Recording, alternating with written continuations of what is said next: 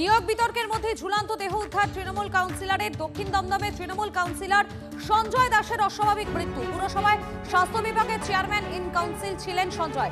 রঞ্জিত রয়েছেন আমাদের প্রতিনিধি। রঞ্জিত, আর কি জানা যাচ্ছে?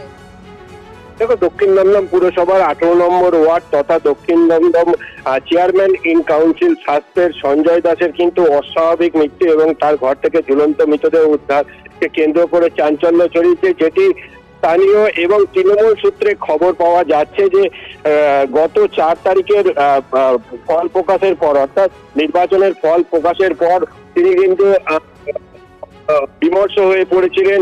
তিনি কিন্তু বিষণ্ণতায় ভুগছিলেন এবং তারপরেই আজ সকালে তার ঝুলন্ত দেহ উদ্ধার ঘিরে চাঞ্চল্য ছড়ায়। এই মুহূর্তে কিন্তু দেহটিকে দমদমের যে বেসরকারি হাসপাতাল সেইখানে নিয়ে যাওয়া হয়েছে। সেখানে ডাক্তাররা মৃত বলে ঘোষণা করেছেন এবং তৃণমূল কর্মী সমর্থকদের ভিড় সেখানে রয়েছে।